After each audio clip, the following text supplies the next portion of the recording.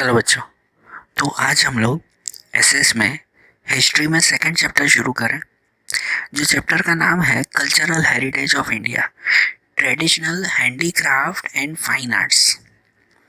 देखो, हमने हिस्ट्री का जो फर्स्ट चैप्टर था ना, उसमें कल्चर और हेरिटेज के बारे में समझा था, जिसमें हेरिटेज के दो टाइप्स हमने देखे थे, नेचुरल हेरिटेज और man made heritage. Heritage generally क्या कहलाता है? तो हेरिटेज मतलब कहते हैं कि हमारी विरासत, जो भी हमारे फादर्स फोर फादर्स से हमें जो भी मिला है ना, वो सब हमारी विरासत कहलाती है, वो सब हमारा हेरिटेज कहलाता है। हेरिटेज है ना, बेसिकली इनके अलावा बेसिकली हेरिटेज जो है वो दो टाइप के होते हैं।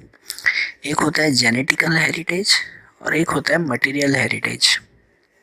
जेनेटिकल हेरिटेज वो कहलाता है कि जो हमारे फादर्स फोर फादर्स में से जेनेटिकली हमारी बॉडी में जो भी चीज़ें हमें मिलती हैं, वो जेनेटिक हेरिटेज कहलाता है। कि जैसे कि ऐसा होता है कि अगर किसी के फादर जो है वो काफ़ी हेल्थी हो, फैट हो थोड़े, तो उसका सन भी फैट होगा, ये जेनेटिक हेरिटेज कहलाया।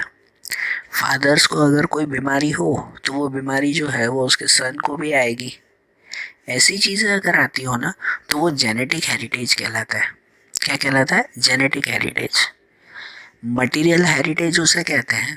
मटेरियल हेरिटेज वो कहलाता है कि जो फादर्स फोर फादर्स में से जो भी मटेरियलिस्टिक थिंग्स मिलती है। मटेरियलिस्टिक थिंग्स मतलब कि धन दौलत संपत्ति चीज़ें, ये सब मटेरियलिस्टिक कहलाए। कि हमारे दादा परदादा हमारे लिए इतना बड़ा महल छोड़ के गए हैं, इतने सारे पैसे छोड़ के गए हैं, ये मटेरियलिस्टिक हेरिटेज कहलाया। ओके। और तीसरा जो हम लोग पढ़ते हैं वो है कल्चरल हेरिटेज। कि जब इंसान अपनी स्किल, अपनी टैलेंट, अपने माइंड के थ्रू कोई नई चीज़ बनाता है और वो चीज़ सबके लिए काम आती है, किसी एक के लिए नहीं, सबके लिए काम आती हो, तो वो चीज़ कहलाती है कल्चरल हेरिटेज। ठीक है ना? जो अपने टैलेंट, अपने माइंड, अपने स्किल के थ्रू हर किसी के लिए जो ये चीज़ें तैयार करता हो, तो वो कल्चरल हेरिटेज कहलाता है। कल्चरल हेरिटेज में जनरली ट्रेडिशंस, कस्टम्स, रिचुअल्स, ठीक है, ये सब चीज़ें आती हैं, मतलब रीत रिवाज वगैरह, ये सब कल्चरल हेरिटेज में आते हैं। हमें पता है ना कि हमारे रीति रिवाज वो हमारे दादा परदादाओं के ज़माने से चल रहे हैं, सालों से चल रहे हैं ये हमारे रीति रिवाज। इसके अलावा education, farming, trade, rules regulations, हमारी डेली लाइफ, हमारी लाइफस्टाइल, हमारे फेस्टिवल मनाना, एंटरटेनमेंट कैसे करना, आर्ट और हैंडीक्राफ्ट, हमारे बिलीफ, हमारी सोच, ये सब चीज़ें भी कल्चरल हेरिटेज में मानी जाती है। और हम हमारे इंडिया की अगर बात करो, तो हमारे इंडिया का कल्चरल हेरिटेज बहुत रिच है। हमारे यहाँ पर हमारे फादर्स फोर फादर्स ने, मतलब पहले के समय के जो भी लोग थे ना, उन्होंने हमारे इंडिया के लिए इतनी सारी चीज़ें बनाकर छोड़ कर गए हैं कि जिसकी वजह से हमारे इंडिया को जो है वो रिचेस्ट कंट्री कहा जाता है। पहले से ही था, पहले के टाइम में आपको पता ही है कि हमारे देश को सोने की चिड़िया कहते थे। वो ऐसे ही थोड़ी कहते थे, यहाँ पर कोई चीज़ की कमी नहीं थी, सबसे प्रॉस्परस कंट्री थी। और यहाँ की प्रॉस्पेरिटी देखकर ही तो बाहर के लोग हमेशा यहाँ पर अटैक करने की सोचते थे, यहाँ आने की सोचते थे। ठीक है ना? ये हमारे इंडिया की प्रॉस्पेरिटी देखकर ही हमारे इंडिया ने पूरी दुनिया को बहुत सारी चीज़ें दी हैं। प्रेजेंट की अगर बात करो, तो आज पूरी दुनिया में योगा मनाया जाता है, योगा किया जाता है और योगा डे मनाया जाता है। अभी कुछ दिन पहले ही जो है वो वर्ल्ड योगा डे हुआ था, 21 जून को होता है ना वर्ल्ड योगा डे। तो पूरी दुनिया में अब ये योगा किया जाता है, ये किसकी देन है? ये हमारे इंडिया की देन है। हमारे इंडिया ने ही पूरी दुनिया को ये कल्चर दिया है। ये कल्चरल हेरिटेज कहलाया ना, ये अभी नहीं, लेकिन आगे आने वाली हर पीढ़ी ये दिन मनाएगी। तो ऐसी एक चीज़ नहीं, ऐसी हज़ारों चीज़ें दी हैं। और हमें इस चैप्टर में देखना है ना, वो है traditional handicraft and fine arts. अगर आर्ट्स की बात करो, तो हमारे इंडिया में आर्ट्स की भी कोई कमी नहीं थी। ऐसा नहीं कि भाई भारत देश खाली खेती करना जानता था, इस गलत फहमी में कोई भी मत रहना। हमारे भारत देश में जितना टैलेंट था वो उस वक्त शायद दुनिया के कोई देश में नहीं था। यहाँ पर अगर कोई आर्ट की बात करे ना, तो जिसमें जो है, जिसके अंदर हैंडीक्राफ्ट का आर्ट, इसके अलावा weaving, embroidery, wooden art, clay art, drawing, painting, leather industry, enamel work, sculpture, architecture, diamond industries, इन सब के वर्क, इसके अलावा फाइन आर्ट्स में जो आते हैं वो ड्राइंग, म्यूज़िक, ड्रामा, डांस, इन सब चीज़ों में हमारा इंडिया वो दुनिया के सबसे आगे था। तो ऐसी कौन कौन सी फेमस आर्ट्स थे हमारे इंडिया के, वो हम लोग इस चैप्टर में देखेंगे, जिनमें से हर एक आर्ट देखें। समझना, छोटे छोटे पॉइंट्स हैं, छोटे छोटे शॉर्ट नोट की तरह समझे आपके पॉइंट्स हैं, कि जिसमें हमारे इंडिया के जो है वो सबसे पहला आर्ट देखें। तो सबसे पहला आर्ट आता है, वो आता है क्ले वर्क। क्ले वर्क, मिट्टी का काम। कहते हैं कि इंसान और ये मिट्टी, ये क्ले, ये दोनों एक दूसरे से बहुत ही स्ट्रांगली जुड़े हुए हैं एंशियंट टाइम से, हमेशा से। इंसान हमेशा मिट्टी से ही जुड़ा हुआ रहता है। हम लोग वो कहते हैं ना कि फ्रॉम क्रेडल टू ग्रेव, इंसान मिट्टी से ही जुड़ा हुआ है। क्रेडल टू ग्रेव, जिसका मतलब क्या कहते हैं कि क्रेडल, क्रेडल मतलब कहते हैं कि जब बच्चा पैदा होता है ना, तो उसका जो वो झूला होता है छोटा सा, उसे क्रेडल कहते हैं। और ग्रेव मतलब कब्र। जब जो है वो कोई इंसान मरता है तो उसे जहाँ दफनाया जाता है वो कब्र। तो फ्रॉम क्रेडल टू ग्रेव मतलब कि पैदा होने से लेकर मरने तक इंसान मिट्टी से जुड़ा हुआ रहता है। हम लोग तो वो कहावत भी कहते हैं ना कि इंसान मिट्टी से ही बना है और मिट्टी में ही मिल जाता है फिर। तो इंसान हमेशा इस मिट्टी के आसपास ही रहता है। और हमेशा से पहले जब कोई मेटल्स वगैरह नहीं थे, जब कोई मिनरल्स वगैरह नहीं मिले थे, आज से हज़ारों साल पहले, आज से कुछ करीबन 5,000 साल पहले, जब जब जो है वो मोहनजोदड़ो सिविलाइजेशन था, हड़प्पा सिविलाइजेशन था, तब उस वक्त कोई भी मिनरल्स वगैरह नहीं थे। तो जो भी चीज़ें बनाई जाती थी ना, वो सब चीज़ें किससे बनाई जाती थी? क्ले से, सिर्फ मिट्टी से बनता था, जिसमें सब तरह की चीज़ें, पास के फ़ोटो में सब मिक्स दिया हुआ है, आप ध्यान से सुनना। हर तरह की चीज़ें बनाते थे, जिसमें टॉयज़, पॉट्स जो पानी के जैसे मटके वगैरह, पिक्चर्स, वो भी पानी भरने की जो है वो ये पिक्चर्स, अर्थन लैंप मतलब जो दिए होते, क्ले स्टव जो चूल्हा बनाते, क्ले वेयर्स मतलब मिट्टी के बर्तन बनाते थे। ये सब चीज़ें वो क्ले से बनाई जाती थी। फिर उन बर्तन का यूज़ करते अनाज भरने के लिए, मिल्क, घी, कर्ड, बटर मिल्क, ये सब चीज़ें रखने के लिए। किचन का ऑलमोस्ट सामान पहले के टाइम में ये मिट्टी से ही बनाया जाता था। इवन सिर्फ किचन का ही क्यों, पहले के समय में जो घर भी बनता था ना, तो वो भी मिट्टी से बनते थे। घर की दीवारें, पहले जो कुबास बनाते, कुबा मतलब कहलाते छोटे घर, जो झोपड़ी कहते हैं ना हम लोग, ऐसे छोटे छोटे घर भी जो बनाते ना, तो वो भी मिट्टी से बनाए जाते थे। जिनमें जनरली क्ले और काऊ डंग, ये दोनों मिक्स करके जो है वो बनाया जाता था। आज से जो मैंने बताया कुछ करीबन 5,000 साल पहले भी लोथल, मोहनजोदड़ो, हड़प्पा, इन जगहों से मिट्टी की बहुत सारी चीज़ें मिली हैं, जिससे पता चलता है कि उस वक्त जो है वो मिट्टी से ये सब चीज़ें बनती थी।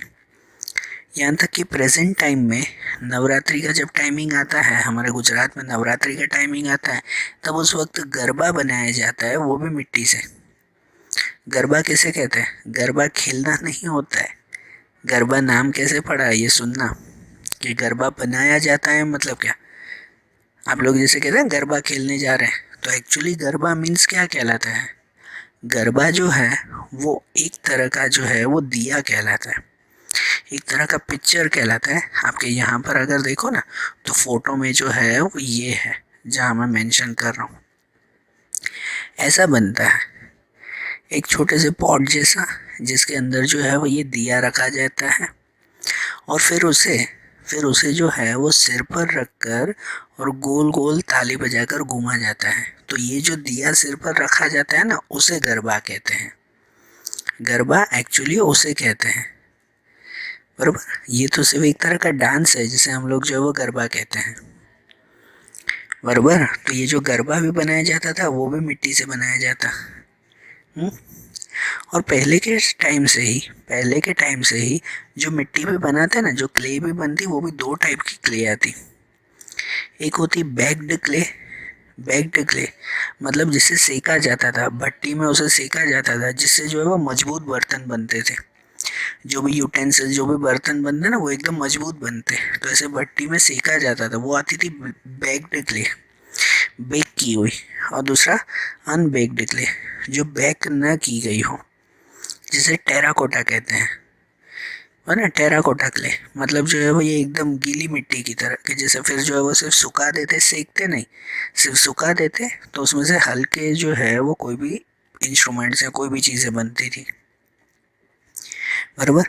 आज के टाइम में क्ले की चीज़ें बहुत कम बनती है, लेकिन फिर भी कोई भी हैंडीक्राफ्ट के कोई भी जगह पर आप जाते हो ना, तो भी क्ले की काफ़ी चीज़ें उसमें मिलती हैं। क्ले जो है वो फेमस है ना, वो एक तो साउथ इंडिया में नागार्जुन कोंडा, साउथ इंडिया का नागार्जुन कोंडा प्लेस, और गुजरात के महसाणा के पास में आया लागनाज प्लेस, वहाँ पर क्ले वर्क बहुत फेमस है। तो देखो हमारा इंडिया हमेशा से क्ले वर्क में इतना आगे था ना। वैसे ही दूसरा एक आर्ट वर्क देखें तो वो आता है art of viewing. Art of viewing, तो विविंग मतलब क्या, विविंग मतलब क्या कहते हैं। विविंग से पहले ना स्पिनिंग किसे कहते हैं वो समझना।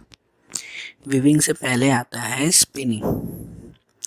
तो स्पिनिंग वो कहलाता है कि जब जैसे एग्रीकल्चर में हमको कॉटन क्लोथ बनाना हो, तो एग्रीकल्चर में से ना कॉटन के बॉल्स मिलते हैं।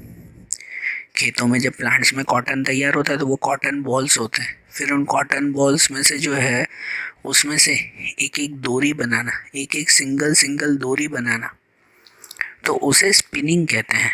आपको वो गांधी जी का चरखा याद है कि गांधी जी जो चरखा चलाते थे, तो उस चरखे में जो है वो क्या काम होता था, ऐसे ही काम होता था ना, ठीक है ना। ऐसे ही काम होता था ना कि जो कोई भी कोई भी एग्रीकल्चर का कोई भी, जिसमें से कॉटन हो या कोई भी दूसरे तरह का जो है वो क्रॉप हो, जिनमें से पतले पतले धागे बनाए जाते थे, उसे स्पिनिंग कहते हैं। और फिर उन सब धागों को जो है वो जोड़कर एक पर्टिकुलर क्लोथ जैसा स्ट्रक्चर बनाते या क्लोथ बनाते, तो उसे वीविंग कहते हैं। पहले के टाइम में हैंड वीविंग होती थी, अब तो ये सब चीज़ें मशीन से हो जाती हैं। अब तो चरखा और उन सब की ज़रूरत पड़ती ही नहीं, सब चीज़ें मशीन से हो जाती है। लेकिन पहले हैंड वीविंग होती थी, बड़े से बड़ा कपड़ा भी बनाना हो तो पूरा हाथ से बनाया जाता था, बराबर। अब ऐसा नहीं होता। लेकिन हम लोग एंशियंट टाइम की बात कर रहे हैं, तो एंशियंट टाइम में हमारे इंडिया में ये क्लोथ, इंडिया की जो क्लोथ पहनने की स्टाइल है वो पूरे वर्ल्ड में फेमस थी। और हर जगह पर अलग अलग, हर जगह पर जो है वो अलग अलग। आपको पता है ढाका का जो है वो मुस्लिम क्लोथ आता, आपके पहले फोटो में है जो वाइट कलर जैसा दिखाई दे रहा है ना, ये तो अभी मॉडर्न टाइप का है। लेकिन एंशियंट टाइप का ऐसा जो है वो ये क्लोथ आता था जिसे मुस्लिम क्लोथ कहते।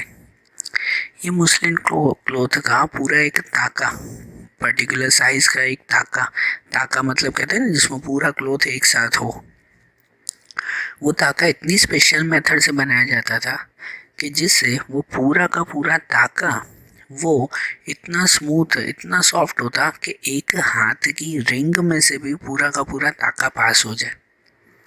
इमेजिन करो आपके हाथ में जो रिंग पहनी हुई है ना, उस रिंग को बाहर निकालो और उसमें से घर का कोई भी क्लोथ जो है वो उस रिंग में से पास करके दिखाओ, होगा।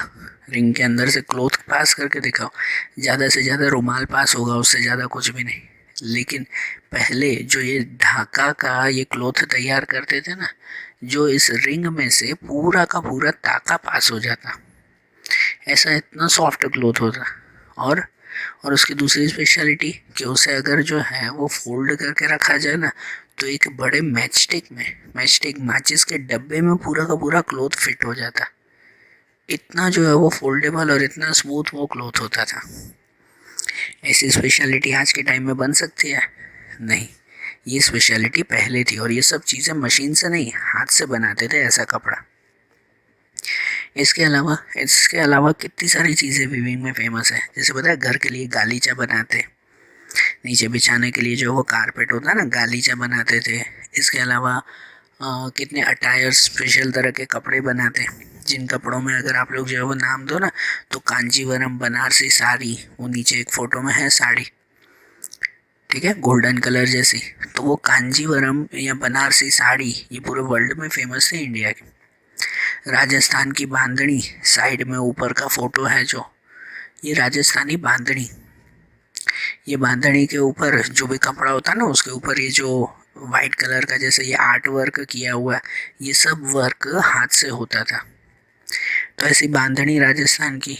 दूसरा सबसे स्पेशल अगर कहें ना तो हमारे गुजरात का पाटन का पटोला, नीचे जो आखिरी जो ये फोटो है, ये पाटन का पटोला जो ब्लू कलर का ये दिया, ब्लू एंड रेड कलर का फोटो, ये पटोला का आर्ट वो हमारे इंडिया में, हमारे गुजरात में कुछ करीबन 850 साल से भी पुराना है, 850 ईयर्स से भी पुराना है। ये शुरुआत हुई थी कि जब हमारे इंडिया में सिद्धराज जयसिंह का जब टाइमिंग था, सोलंकी पीरियड जो कहा जाता था, सिद्धराज जयसिंह का जो टाइमिंग था, वो टाइमिंग में ये पटोला वर्क शुरू हुआ था। ये जो वर्क था ना, ये जिस तरह की ये साड़ी बनाई जाती थी ना, ये पटोला की ओरिजिनल साड़ी है। ये जो क्लोथ बनाए जाते थे ना, ये उस वक्त कुछ ही लोग बनाए जाते, ये स्किल वो गिने चुने लोगों को थी, हर कोई नहीं बना पाता था। क्योंकि इनकी स्पेशलिटी क्या थी पता है? कि एक तो इस क्लोथ को बेवर्ड एक्ट कहते हैं। बेवर्ड एक्ट का मतलब कि ये ऐसा क्लोथ बनाते हैं कि जिसे आप दोनों तरफ से पहन सकते हो। मतलब अगर साड़ी बनाते तो ऐसी साड़ी बनाते हैं कि जिसमें आगे पीछे दोनों तरफ से हम लोग पहन सकते हैं। आपके घर पे कोई शर्ट अगर आप लेकर आते हो, शर्ट को दोनों तरफ से उल्टा करके पहन सकते हो? नहीं, लेकिन ये ऐसा क्लोथ बनाते हैं। एक इसकी खासियत ये थी बेवर्ड एक्ट कि दोनों तरफ ऐसी डिज़ाइन बनाते हैं कि क्लोथ्स को दोनों तरफ से पहना जा सके। और इस डिज़ाइन में खासकर जो कलर यूज़ करते हैं, यहाँ जो आप फोटो में भी देख रहे हो कि जैसे कलर यूज़ करते हैं, जिस तरह के पिक्चर्स बनाते हैं, जिनमें ना ऊपर ड्राइंग में ज़्यादातर जो है वो क्या कहते हैं, जैसे आप लोग वो नवरात्रि में नहीं पहनते, कुछ जो है वो हाथी घोड़े उनके फ़ोटोज़ होते हैं, कुछ मैन एंड वुमेन्स गरबा खेल रहे हैं उनके फ़ोटोज़ होते हैं।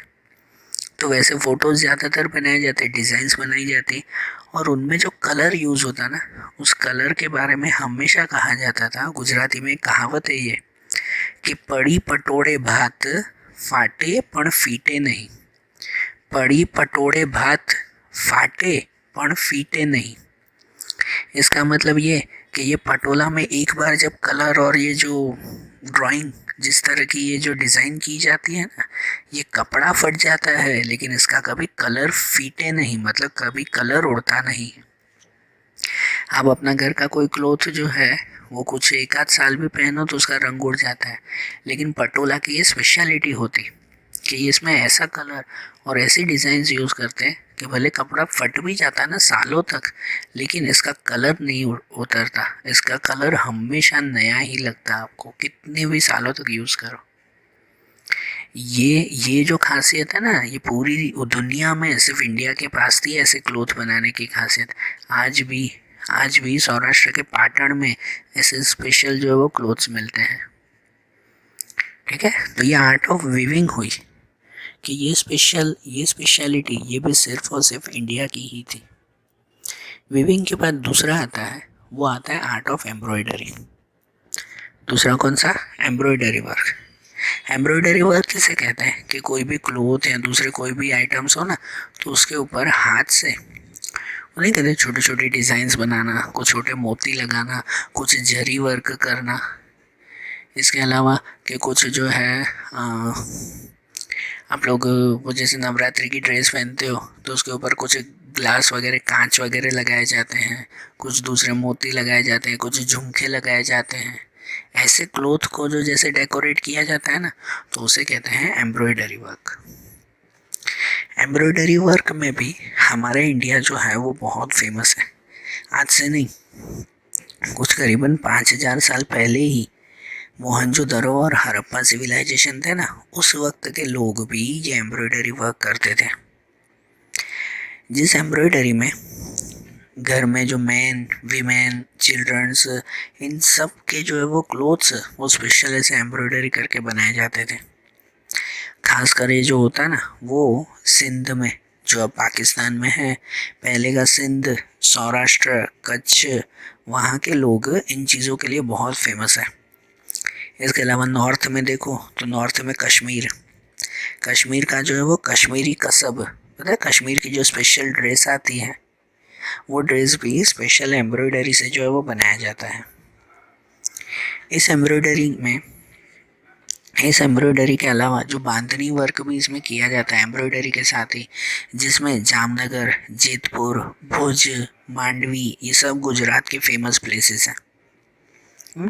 और इनमें ये एम्ब्रॉयडरी और बांधनी के साथ हर एक चीज़ में जो है वो ये डिज़ाइंस बनाई जाती थी। सिर्फ क्लोथ्स में ही नहीं, क्लोथ्स के अंदर भी जो है वो जैसे पहले भी बताया, एलिफेंट के, कोई घोड़े हाथी के, पपेट के और बाकी सब के जो है वो फोटोज़ बनाते थे। इसके लिए हमारे गुजरात के कच्छ और सौराष्ट्र के लोग वो बहुत फेमस हैं। इसके अलावा तोरण बनाते हैं, आप फोटो में देख रहे हो ना, जैसे नीचे जो फोटो दिया हुआ वाइट कलर का ऐसे तोरण, ये भी एम्ब्रॉयडरी करके बनाया जाता था।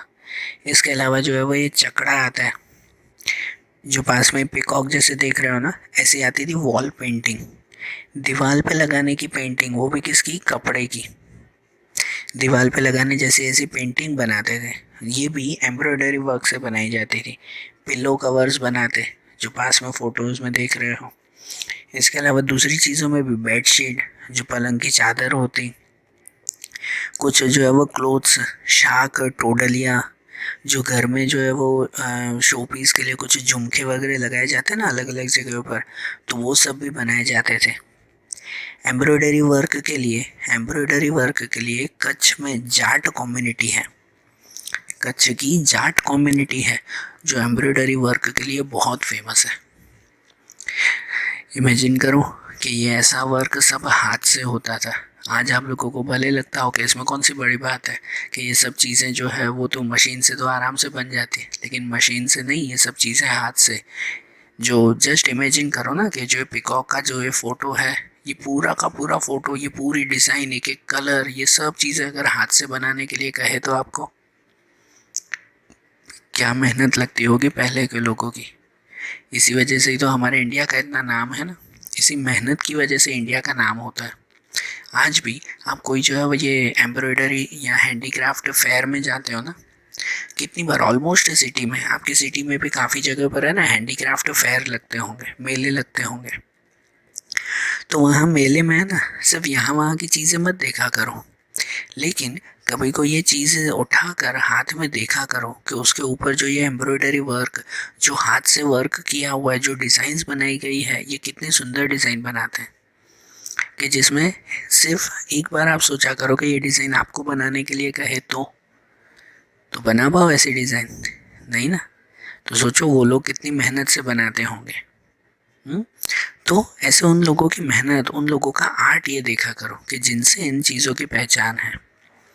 हमारा इंडिया इन चीज़ों के लिए फेमस है। दूसरा अगर देखें ना तो एम्ब्रॉयडरी आर्ट के बाद दूसरा आर्ट आता है, जो आर्ट आता है लेदर इंडस्ट्री का। मतलब लेदर आर्ट समझो, लेदर, चमड़े की चीज़ें बनाना। हमेशा से, आज के टाइम में चलो ये कम हो चुका है या बैन हो चुका है, लेकिन पहले ना राजा महाराजा या लोगों को शिकार का शौक होता था, जानवरों का शिकार करते, तो उनके शिकार करने के बाद या तो नेचुरली भी कोई डेड एनिमल्स होते ना, एनिमल्स की जब डेथ हो जाती तो उनकी स्किन का यूज़ करके अलग अलग चीज़ें बनाते, जिसे जो है वो ये लेदर वर्क कहते हैं। लेदर में से सबसे पहले जो बनाना शुरू किया था ना तो वो था मशक। मशक बनाते हैं, आप लोग ये पहले फ़ोटो में देख रहे हो कि एक पर्सन के पीठ पर जो है वो बड़ा सा बैग जैसा है, इस बैग को मशक कहते थे। मशक का यूज़ होता था पहले के टाइम में पानी भरने के लिए। जब लोग मुसाफरी करने के लिए एक शहर से दूसरे शहर, एक जगह से दूसरी जगह जाते ना, तो लंबे लंबे जो है वो ये समय तक उन्हें पैदल पैदल चलना पड़ता था। तो अपने साथ आज के टाइम की तरह वाटर बॉटल, कूलर वगैरह नहीं लेके जाते थे। उस वक्त ये लेदर की मशक होती थी, ये मशक लेके जाते कि जिसमें जो है वो ये पानी भरा हुआ होता था, बराबर। तो लेदर वर्क में सबसे फेमस ये मशक है। इसके अलावा दूसरी चीज़ें तो जैसे जो है वो ये लेदर से शूज़, स्लीपर्स, चप्पल्स और ये सब चीज़ें बनाई जाती हैं। राजस्थान और सौराष्ट्र इन चीज़ों के लिए बहुत फेमस है, ठीक है कि नहीं, कि ऐसे जो फुटवेयर्स बनाए जाते हैं ना इस लेदर से ही। इनके अलावा कितने सारे म्यूज़िक इंस्ट्रूमेंट, जिसमें जो है वो कोस, ड्रम, ढोलक, तबला, ये सब म्यूज़िक इंस्ट्रूमेंट्स भी ये लेदर से बनाए जाते हैं। और इनके ऊपर की जो लेयर आती वो सब लेदर से बनी हुई होती थी। लेदर का यूज़ पहले के टाइम में जब राजा महाराजाओं के यहाँ जब लड़ाइयाँ होती ना, तो सिपाहियों के लिए जो शील्ड बनाते ना, जो कपड़े बनाते ना, फिर तो वो मिनरल से और मेटल से बनाने लगे, लेकिन पहले जो कपड़े बनते थे ना वो लेदर के बनते थे, कि जिससे जो है वो ये जल्दी से चोट न लगे। तो लेदर वर्क भी तो हमारे इंडिया में इतना फेमस है।